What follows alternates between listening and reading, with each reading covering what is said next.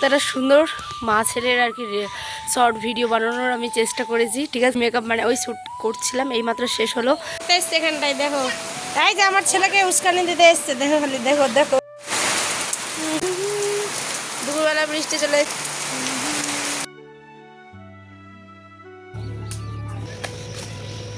দেখো।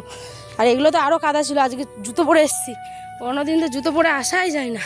জানো তো আজকের ব্লগটা না একটু লেটেই চালু করলাম, কেন বলো তো, কিছু শর্ট ভিডিও ছিল সেগুলোকে এডিট করা, শ্যুট করা, সমস্ত কিছু কমপ্লিট করে আসলাম তোমাদের সাথে একটুখানি এবার গল্প করবো বলে। হ্যালো এভরিওয়ান, কেমন আছো তোমরা? আশা করছি সবাই ভালো আছো, সুস্থ আছো। উত্তর দিনাজপুর জেলা থেকে আমি পায়েল, আমার নতুন ব্লগে সবাইকে স্বাগত। দেখো সকালে উঠেই ছেলে আমার জল ফেলে দিয়েছে হচ্ছে ক্যাথাগুলোতে, সেই কারণে কিন্তু ক্যাথাগুলো রোদে দিলাম, আর এইদিকে দিয়েছি ছেলেকে হরলিক্স খেতে। তারপরেই কিন্তু যাচ্ছি হচ্ছে শেষ করে বড় ভিডিও এখন স্টার্ট করলাম। এখন বাজে 10:15 এখন থেকে, ঠিক আছে। আর সকাল থেকে আজ তেমন ভিডিও শ্যুট হয়নি, মানে রান্নাবান্না হয়ে গেছে, আয়নাবাবু খাওয়া দাওয়া করে চলে গেল। তো শর্ট ভিডিওর জন্য কিছু শ্যুট ছিল, তো সেগুলো কমপ্লিট করে এডিট করে আপলোড করে তোমরা হয়তো দেখে নিয়েছো, আর যারা দেখো এখানে গিয়ে দেখে এসো। যাচ্ছি হচ্ছে আমি দেখো মাঠে, আর হচ্ছে দেখো কি সুন্দর মাঠ আমাদের, এই যে হেঁটে হেঁটে যাচ্ছি গাইজ। আর কত বৃষ্টি পড়েছে দেখো, জলে জল হয়ে গেছে চারিদিকটা দেখো। আর এগুলো তো আরও কাদা ছিল, আজকে জুতো পরে এসেছি, অন্যদিন তো জুতো পরে আসাই যায় না, এমন অবস্থা। আর এত গরম,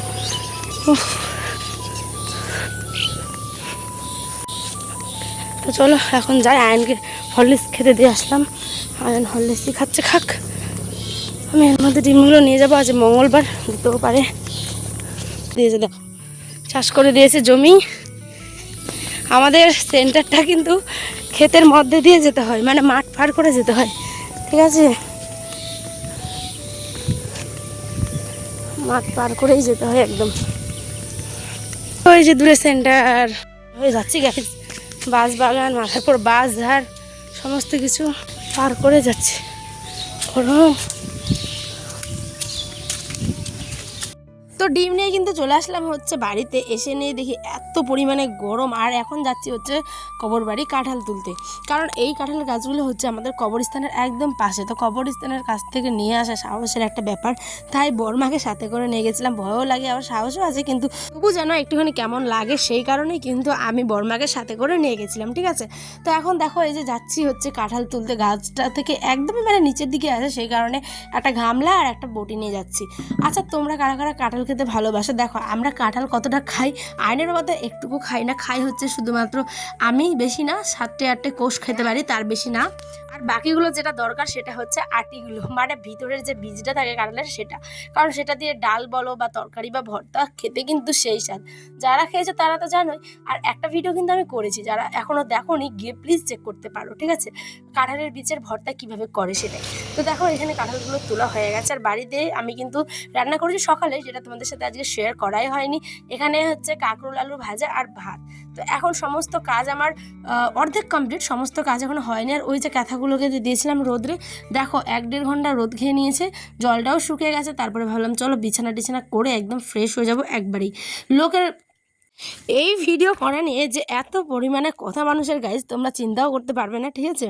তোমরা শেষের দিকে দেখতেই পাবে আজকে একটা বাংলা নাটকের মানে আমি শ্যুট করলাম, কারণ আমাকে সবসময় একটা জিনিস চিন্তা করে চলতে হয় যে আমি যেমন সংসার সামলাই, বাচ্চা সামলাই, বরকে সামলাই, সংসারের সমস্ত কাজ করি সেই সকাল থেকে উঠে, ঠিক তেমনই আমি ফেসবুকে আমার পায়েল লাইফস্টাইল নামে একটা পেজ আছে, প্রোফাইল আছে অস্মিতা পারভিন নামে, প্লাস ইউটিউবে আমি 3টে জায়গায় কাজ করছি। ইনস্টাতে এখনও আমি দেওয়া শুরু করিনি, বাট ভাবছি যে দিব, ঠিক আছে। কিন্তু যুগের সাথে তাল মিলিয়ে আমাকে সমস্ত কিছু কিন্তু করতেই হয়। আর মানুষ এগুলোকে ভাবে কি যে আমি পাগলের আর কি মতো কাজ করছি। তো যে বোঝে না তাকে বোঝানোর দায়িত্ব আমার না, তাই না? আর আমার হাজব্যান্ড প্রতিদিন রাতে কিন্তু আমাকে এই কাজটি করতে বলে, জানি না এটা তোমরা কেমনভাবে নিবে, কিন্তু বিশ্বাস করো একটা মেয়ে হয়ে বলছি আমি, আর একটা বউ হয়ে বলছি যে এরকম স্বামী প্রত্যেকটা ঘরে থাকা উচিত, ঠিক আছে। কারণ ওই আমাকে জোর করে রাতে এই কাজটা বলে যে তুমি আগে এডিট করো তারপরে ঘুমাবে। আচ্ছা তোমরাই বলো তো, কতজন মেয়েকে এইভাবে সাপোর্ট করতে পারে একটা হাজব্যান্ড? তোমরাই ভাবো। আমাকে প্রত্যেক দিন রাতে বলে আগে এডিট করো, এডিট হয়েছে তারপরে লাইভ করতে বলে, জোর করেই বলে যে তুমি একটুখানি করো। যখন আমি ক্লান্ত হয়ে যাই তখন ওই অন্তত লাইভটা অন করে। তোমরা বিশ্বাস করতে পারবে না যে এটা আমার কাছে কত বড় একটা পাওয়া। আরে আমি জানি না আমি কত দূর যেতে পারবো, কিন্তু তোমরা যেভাবে আমাকে ভালোবাসা দিচ্ছ, আশা করছি তোমাদের 10-এর মধ্যে হ্যাঁ একজন হয়তো হয়ে উঠতেই পারবো, তাই না? তো এখন বাজে 12টা, তো আমার সমস্ত কাজ প্রায় কমপ্লিট। এখন স্নান করলাম, এখন সকাল থেকে কিছু খাইনি, এখন একটুখানি খাবো গাইস। ভালো লাগছে না আর, শুধু ভাজা আর ভাত করেছি, তোমরা তো দেখতেই পেলে। এখন পান্তা করে খাবো ওগুলো, এখন আর ভালো লাগছে না, ওরকম গরম গরম না, ভাজা দিয়ে গরম গরমই ভালো লাগে। এখন ঠান্ডা হয়ে গেছে তাই পান্তা করে খাবো। তো ভাবলাম চলো এই যে এখন বিছানা জড়ো করবে না, পাউডারটা মা। তো সকাল থেকে খাইনি, সকাল প্লাস দুপুরের একবারে কিন্তু খাওয়া হচ্ছে গাইজ। এই যে পান্তা করে বা কাঁকরোল আলুর ভাজা দেয়। এইদিকে দেখো চলে এসেছে বৃষ্টি, আসছে বৃষ্টি চলে এসছে।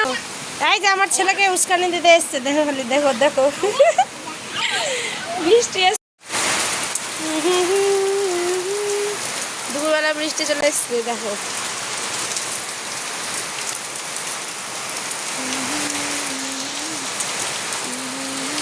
সুন্দর মাছের আর কি শর্ট ভিডিও বানানোর আমি চেষ্টা করেছি, ঠিক আছে। আমি এটা তোমরা আমার শর্ট ভিডিওতে গিয়ে দেখতে পাবে, ওকে।